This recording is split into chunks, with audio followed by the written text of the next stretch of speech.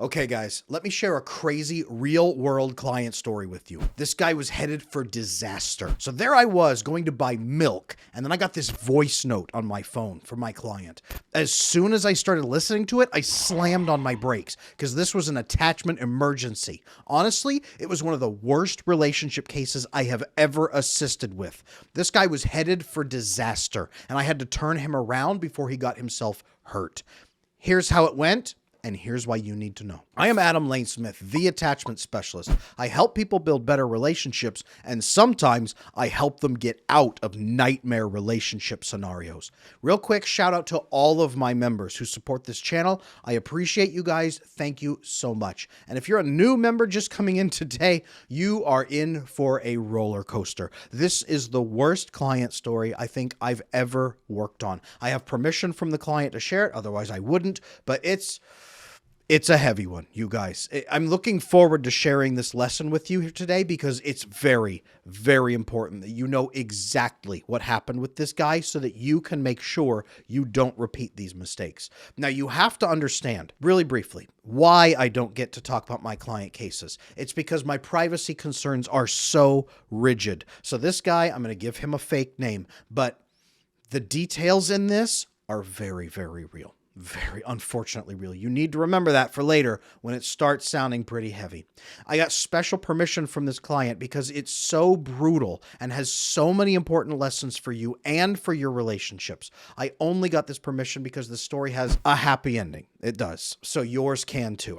Remember that in the middle of this too, you guys. He's okay, but man, he almost wasn't. So today we are going to dive deep into one of the most turbulent relationship cases I've ever dealt with.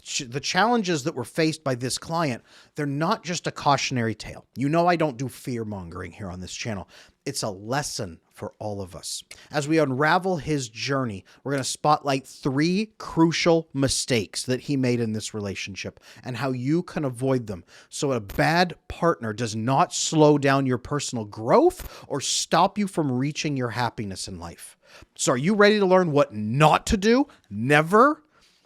Let's talk about codename Mike. Now, codename Mike came to me when he was in this relationship, in a romantic relationship. It was a college romance. It began somewhat innocently. It evolved from a casual sort of relationship, friendship, hookup, into more significant commitment, right? We start off nowadays with situationships. Let's just see where it goes. Let's have fun. It could be anybody going through this experience. You start fun and then it becomes something else. And you want to explore that something else with the other person. Now, the woman was, the only word he used is effervescent. She was lively. She seemed like the epitome of a free spirit for him. She was what he had been looking for. She was this energetic life that came in and filled him with energy. And he was so happy at first in this relationship. But that whirlwind romance did not last. It quickly turned into a nightmare when some unexpected challenges arose. Now, one thing that happened was she got pregnant. A lot of people get into relationships and they don't think pregnancy could happen. As she got pregnant, she started taking control. Now she had leverage. She didn't have to be this vibrant person to keep him around. She also started getting very emotionally unstable, even a little before the pregnancy. He was kind of, what's going on? And then boom, now she was pregnant. Did she get pregnant to keep him? Not really sure. But then came lying. Then came, unfortunately, cheating while pregnant. It's like, guys can't even process that. It's one of the worst possible things. Your pregnant partner cheats on you. Then came accusations that he was cheating, that he was lying, that he was stealing money, that he was verbally abusive, that he was emotionally abusive, that he was a narcissist. He didn't care about her feelings enough. This dude did everything he could. He was a very calm, very logical, very smart man. And he believed everything she was saying that she believed it herself. So every time she made an accusation or did something, then would blame him, it was his fault. And he believed that she believed it. So he would try. Because despite all that chaos, He constantly tried to be her pillar. He often disregarded his own emotional well-being. In fact, many times in this relationship, just to please her, to try to take care of her. He stayed way past the point of agony, trying and trying and trying, because he believed her accusations came from a good place. If I can just be logical enough, if I can just explain to her and help her understand, all of this will stop. That was what he truly believed. Now, he called me in, right? He called me into this relationship because he was at a desperate crossroads in his life. They broke up, okay? They broke up after she gave birth. And she wanted him back. And he was tempted by another woman who was worse. So he was trying to choose between the two. Do I go back with this woman who has driven me into the ground, or go with this other woman? I'll explain how she was worse here in a minute. Go with this other woman who's worse. I got this desperate voice note on that serene country drive going to pick up milk for my kids. It forced me to intervene decisively. I pulled my car right over the side of the road, and I picked up my voice note, and I'll never forget what I said to him. But a typical sign of a broken attachment pattern is exactly what he was exhibiting here, repeating itself over and over until it's clearly defined, understood, and addressed with a professional. He was trying to go back to a toxic relationship for the sake of the child, or he was thinking about going into a different relationship that was similar, in some ways worse, to try to make sense of what he had just experienced and see if it was really his fault. Because part of him believed it was his fault and he hadn't done enough. He was about to date a younger, newer girl who was hotter, younger, and crazier than the first ex. Should I go with crazy 1 or crazy 2? That guidance that I offered on that country road had to stop him from making the worst mistake of his life in either direction. So here is what I said. I told him, you are about to make the worst mistake of your life, and I had to pull over for this. There are 4 key mistakes you made in the first relationship that you are going to make again, or you are going to not be able to solve because you didn't check for them and now it's too late, or you're going to make them again with the new person. Your 4 mistakes were never checking for compatibility, failing to navigate your conflicts with her effectively, partly because she refused, not recognizing when you needed to walk away because you made it about you and your ego, and violating your own principles and values, not negotiating your own needs and your rights in the relationship. These 4 things doomed your first relationship, and they are not compatible, and you cannot build that with that first person. And the second person is going to be even worse. If you're going to be with her, at least check for these 4 things. But you're going to find out it's not going to work. Now, that sounds harsh. Some of my clients, they want me to speak to them like this, and he did. He wanted this, and he needed it. That harsh message to him highlights exactly what you need to learn from your own relationships and to have successful relationships yourself. Now, to avoid this disaster scenario where you're pulled in 2 directions, both of which will destroy you, I'll talk to you about him a little bit more here in a minute. I'm going to show you how he didn't do those 4 things and what you can and should do.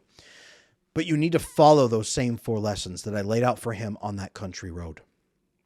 This is our country road moment. I hope I'm reaching you before you're at disaster number 1 or disaster number 2, like he was. But this is our country road moment right here. This is the call I'm pulling over to send to you. So here's what you need to know to avoid the worst situations and to get the best romantic connections. 4 mistakes to learn from. Number 1, not testing for compatibility. Mike jumped into a situationship. No definition. Fun. polluted his brain with bonding hormones with somebody he was not compatible with. It started off fun, and then, yes, of course, you develop feelings for the person who shows up and gives you a great time and is fun and bubbly. Yes, you're going to develop feelings for that person. Almost every time. Somebody will. And what you've done is completely bypass compatibility testing and broken your own ability to even test for it. Because now you don't want to give that up. So you're going to excuse or hide or refuse to pay attention to. All kinds of red flags. Mike did this. Now, it's easy to get caught up in the allure of a new love, especially the intimate physical part. But ensuring compatibility is absolutely paramount. It is mandatory. Guys, there's a couple of things you can do if you're wondering right now how to do this. Open discussions about your core values. Crucial. If you've watched my earlier video on this channel about the 3-date method, you know how to do this in 3 dates. And if you haven't seen that, go check it out right now because it's changing people's lives. So learn how to talk about openly your core values, what you believe. Observe then also how you both react to challenges in your life. Ask them about challenges they've overcome. Watch them go through challenges. Don't sleep with them until you've seen them resolve some conflicts so you know if they're crazy or not.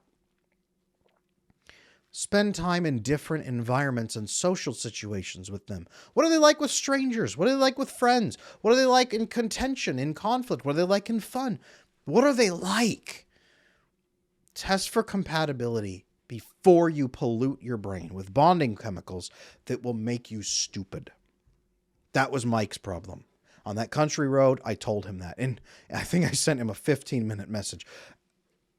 He needed to do it next time, or he was going to get hurt again.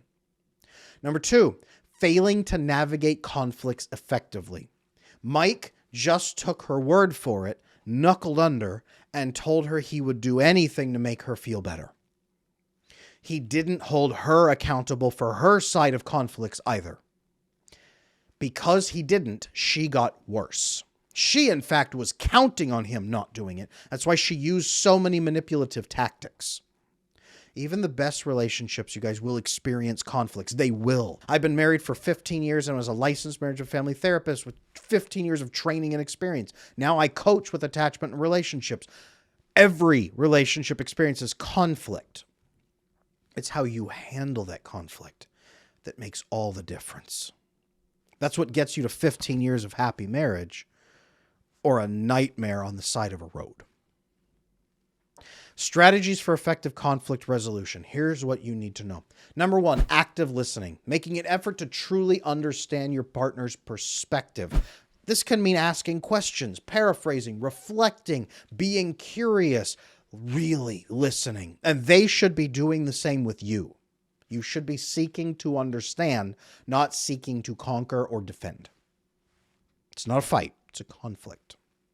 Taking breaks during heated moments to regain your composure rather than rolling through and saying things that you don't mean.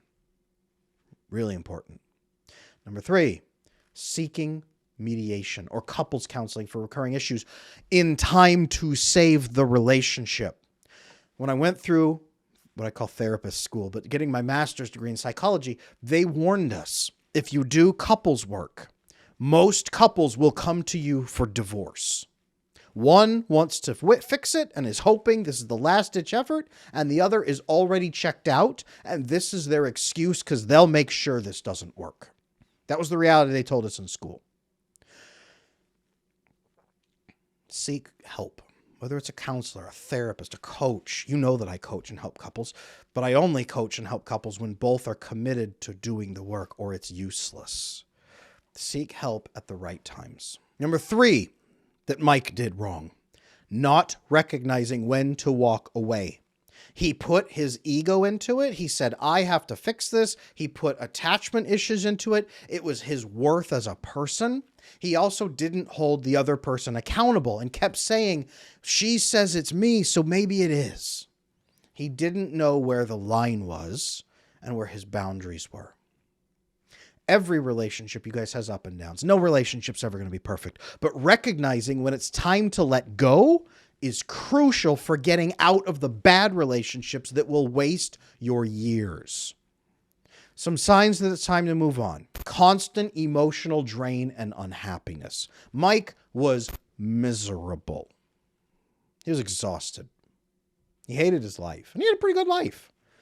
But he hated it because that piece overran everything. Irreconcilable differences that compromise your core values. Again, you should be talking about these before she's pregnant. Lack of mutual respect and lack of mutual desire for understanding. Go back to that conflict we talked about a moment ago. You must both respect and want to understand each other to even make conflict work, or it will just be fighting. Those are very different things, you guys. And number 4, violating your own principles and values, not negotiating your needs and rights. This is exactly what Mike had been missing most. He didn't even know his core values and principles. He was just trying to make people happy and just get through life. He didn't know what his needs were or his rights. I remember asking him, hey man, what needs do you have in relationships? I can have those. Yeah. Why are you in a relationship if you don't have needs? Go live in a cave. No, you need love. You need connection. You need human bonding. Those are some things you need. You also need respect, kindness, right? You have rights as a human being, your dignity, at least. Mike had to learn this from scratch. Guys, this is mandatory. Situations that you can observe these in, they're conflicts with you. Do they respect you? Do they work with you? Do they violate your principles and spit on you? Do they blame you for their mistakes and their bad acting? They're conflicts with other people. Do they talk on the first dates about their parents? They're stupid parents. They're so dumb. How do they solve problems with friends, with family? How do they talk about their exes? They shouldn't, oh, my ex is the most brilliant, gorgeous, amazing person. No. But there's a far cry from my ex is perfect to my ex is human feces that needs to be shot and I'm thinking of hiring a hitman. Right? There's a huge gulf. My ex had their challenges and I did too. And both of our problems contributed to breaking up this relationship. It was really unfortunate. I've learned a lot from it and I wish them well. That's a mature response to a bad relationship. How do they solve problems with others? And how will they solve problems with you?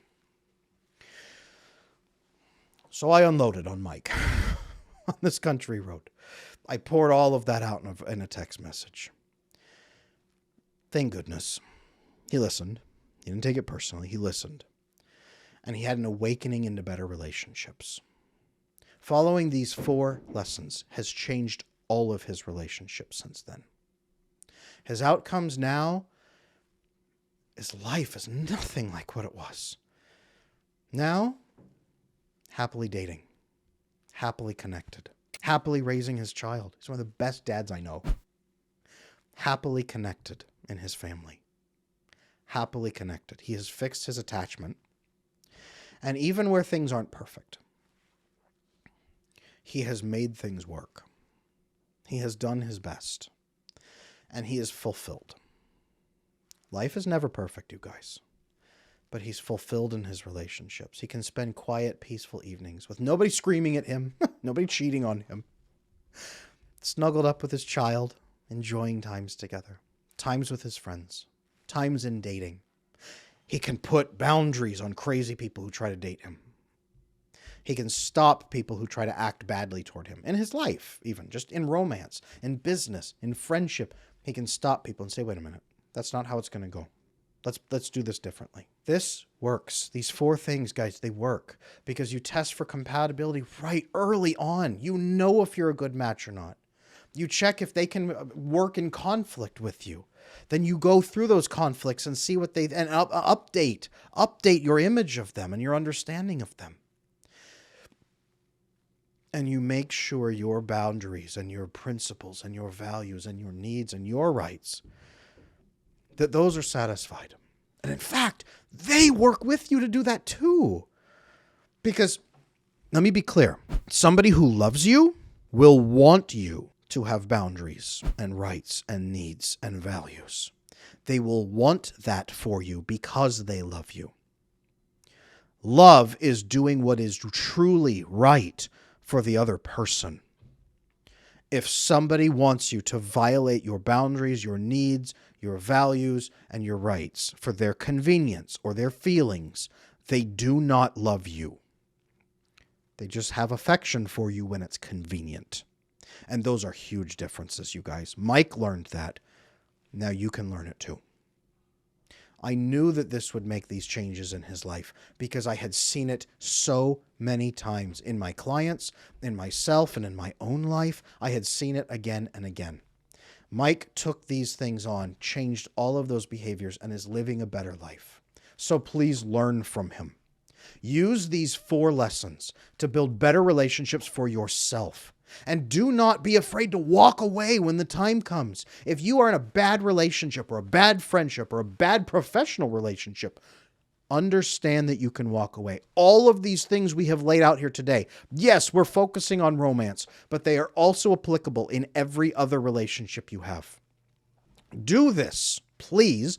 Otherwise, you will be the next one that I have to pull over to help. So what I want you to take away today is this. Don't take Mike's story as a reason to hide from love or be scared. The goal today is not to instill fear, but to empower you. Recognizing the pitfalls and the understanding of how to navigate those pitfalls effectively, that's pivotal in maintaining relationships that are not just fulfilling, but also healthy and sustainable. You must do these 4 things if you want better relationships. So let me ask you this. Reflection time. Which of these 4 mistakes do you find yourself repeating? As you reflect on your own relationship journey, remember that the importance is on compatibility, effective conflict resolution, recognizing when it's time to move on, and maintaining your values and your goals and your needs and your rights. And then, if you need help, email me or comment for help, and I'll show you how to break these patterns personally. Guys, this journey to a fulfilling relationship is not always smooth, but with the right tools and the right mindset, you can safeguard your emotional well-being. And remember that mistakes do happen, and that's okay. What's important is moving forward in a smarter manner. So thank you for joining me today. I will be here reading every comment you guys leave, ready to help and to guide you further. And remember, if you ever see a car pulled over on a country road and a guy yelling into a phone, it might just be me trying to stop somebody from going back to their toxic ex. I am Adam Lane Smith, the attachment specialist. Thank you for spending this time with me. And if you're wondering if you might be in a bad relationship right now and you're not sure, check out my video, 5 signs that you should break up immediately. A toxic partner signs revealed. I will see you in that next video on this channel.